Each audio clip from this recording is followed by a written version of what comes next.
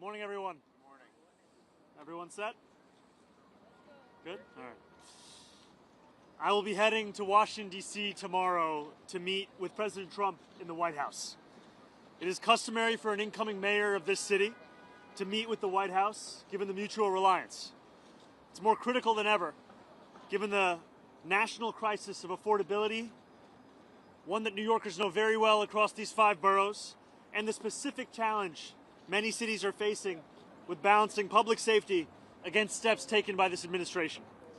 I know that for tens of thousands of New Yorkers, this meeting is between 2 very different candidates who they voted for the same reason. They wanted a leader who would take on the cost of living crisis that makes it impossible for working people to afford living in this city. My team reached out to the White House to set up this meeting because I will work with anyone to make life more affordable for the more than 8.5 million people who call this city home. I have many disagreements with the president, and I believe that we should be relentless and pursue all avenues and all meetings that could make our city affordable for every single New Yorker. I intend to make it clear to President Trump that I will work with him on any agenda that benefits New Yorkers. If an agenda hurts New Yorkers, I will also be the first to say so. Thank you. All right, we'll start with Marcia right here.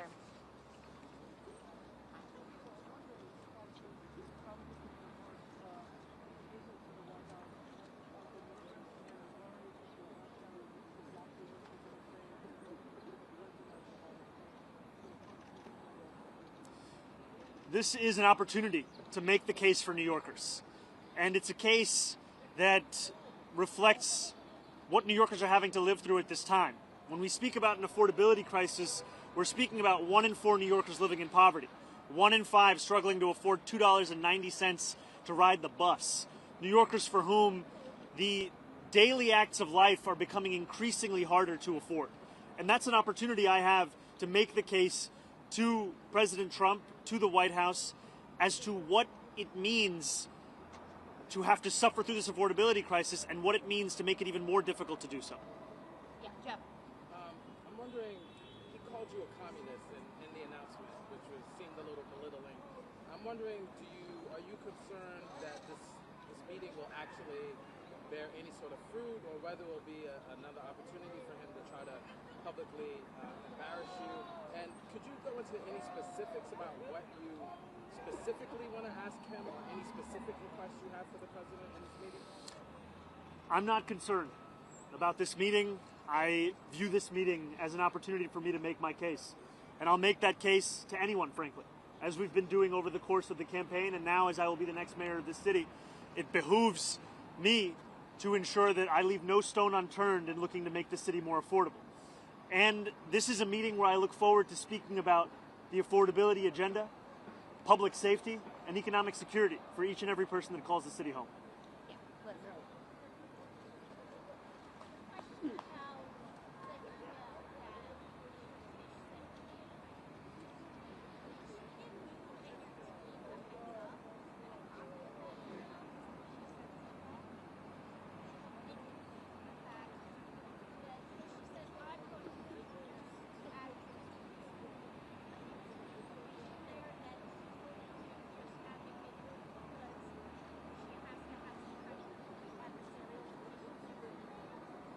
I see the implication being that every commissioner should be a fierce advocate for those that work for their department or their agency.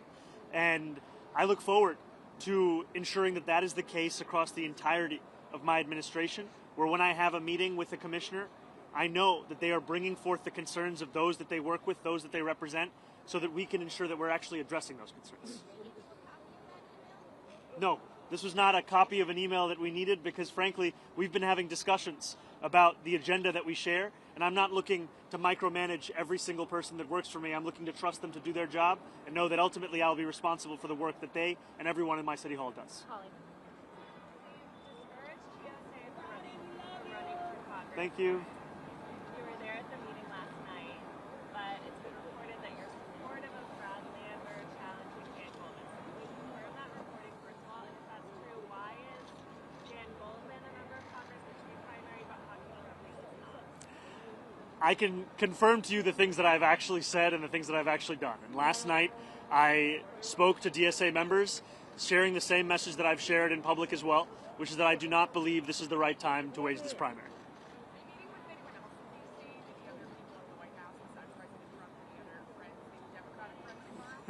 Right now, my plans are to meet with the president and make the case. As soon as I have any more information, I'll share it.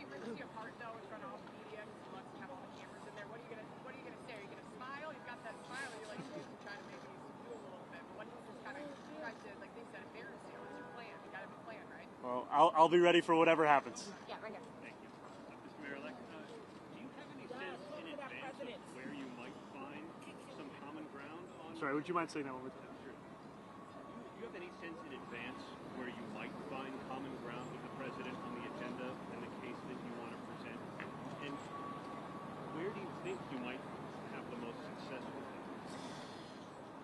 You know, last year, after the president won his second term, I went to two of the neighborhoods that saw the largest swings towards Republicans. And that was Hillside Avenue in Queens and Fordham Road in the Bronx. And when I asked those New Yorkers who they voted for and why, I met many who voted for President Trump, and they told me it was the affordability crisis. It was cost of living, cost of living, cost of living. And they said that they remembered being able to afford their rent, their child care, their Con Ed, their public transit more 4 years ago than they could in that moment. And we ran a campaign focused on the same thing, cost of living. And what we found actually is that 1 in 10 New Yorkers who voted for Trump ended up voting for our campaign. And they did so because they're looking for leaders to actually deliver on the cost of living crisis. That's why everything comes back to making the case for an affordability agenda.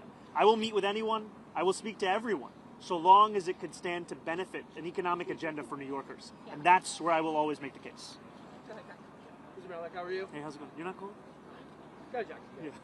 So you appointed Jessica Tisch as your next police commissioner yesterday.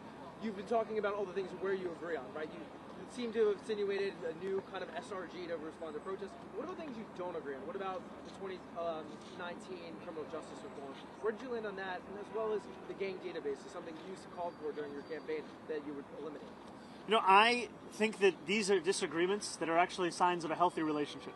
And I mean that in that too often mayors and leaders are looking to surround themselves with people who are characterized by the quickness with which they can say yes, as opposed to the quickness with which they can tell you their honest opinion. And I'm very clear in my support for the criminal legal reforms. For example, one disagreement that I have with what the commissioner has stated is I believe the issue with raise the age is not the language within the legislation. I believe the issue is the fact that there were significant amounts of money that were set to be delivered to help with the implementation of that criminal legal reform that were never released and continue to languish within Albany. That is one point of disagreement and one place where I continue to hope to advocate for the release of that fund. And what about the gang database? Are you allowing her to keep that on? Is that something where you still disagree? Where do you land on that? I continue to have concerns about the vast dragnet and ways in which many New Yorkers are being put into that database.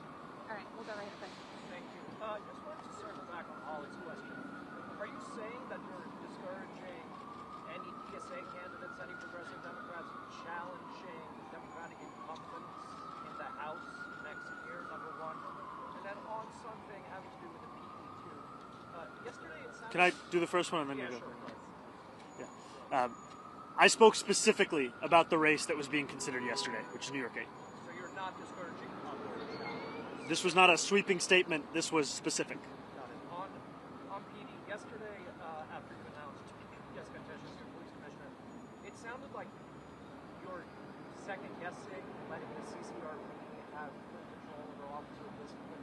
What changed there? Why do you all of a sudden not want to wrestle control of the commissioner? What I've said is that my focus is on delivering immediate steps towards accountability. The CCRB is tasked with that accountability. And right now, we are seeing that petty politics and budget battles have rendered it all the more difficult for them to deliver that. In 2024, lack of funding led to the CCRB dropping at least 700 cases. And I've heard estimates from others that the number is actually, in fact, higher than that. What I am committing to is fully funding the CCRB immediately, such that we can ensure these days of these kinds of budget battles come to an end. You used to say, though, that you wanted CCRB to have actual final say. It sounds like you no longer want that. No, what I believe is that the CCRB's recommendation should be taken seriously, and that we should ensure they're able to make those recommendations time and again, not having to worry about whether they have the funding to assess those cases. Yeah. So Donald John How's it going? Trump has made it clear that he wants to mess with you.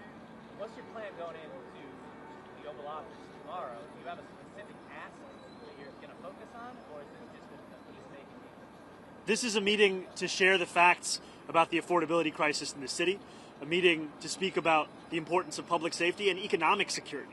You know, when we speak about what New Yorkers are going through right now, they are facing a reality that they may have to leave this city. You know, I have met New Yorkers time and time again who, when I ask them where they live, they tell me it's other states. They tell me they live in New Jersey, they live in Pennsylvania, they live in Connecticut. That's because we've priced them out. And my intention is to make clear to the president what New Yorkers are having to live through right now and how important it is for us to deliver for those same New Yorkers. Plan to specifically ask about ICE, though? You know, stay out of New York? Like, you know, affordability is a little more esoteric, a little broader. Well, I think affordability was at the core of our campaign. And also, it was affordability based on a value of protecting each and every New Yorker. That means protecting them from price gouging in their lives. It also means protecting them from ICE agents and making it clear that I will look to be representing every single person who calls the city home. All right, we got time for one more. To your left right here. Mr. Mayor-elect, you're going into the Oval Office, but you and the president have been openly critical of each other, name-calling, calling you by your middle name. How do you avoid being cocky in the Oval Office? You're on his turf, but he could attack. What's the plan? Well, I think being a New Yorker means that you're prepared for all situations, all kind of comments, all kind of commentary. And at the end of it, the focus has to be, what's the case that you're making? Why are you there? And for me, it's not about myself. It's not about a relationship with an individual. It's about a relationship between New York City and the White House, the president, the federal administration. And I will look to make clear that my interest goes beyond any one of an individual. It's for the people that I look to represent. That's the case I'll make. Do you take that in an Oval Office meeting, though? Because we saw what happened with President Zelensky. What happens? Do you swipe back? I'll stand up for New Yorkers every single day. Thank you, Thank you, guys. man. We gotta go this way. Will you meet with Sue We gotta go this way. and Jeffries at all while you're in Washington? This is the only meeting I have to share details on. As soon as I have any more details on it. It's going to be happening tomorrow. Chancellor, have you given that any thought? Not as yet, brother, but I'll let you know when we do. Thank you, Mamdani. Love you. Go for New York.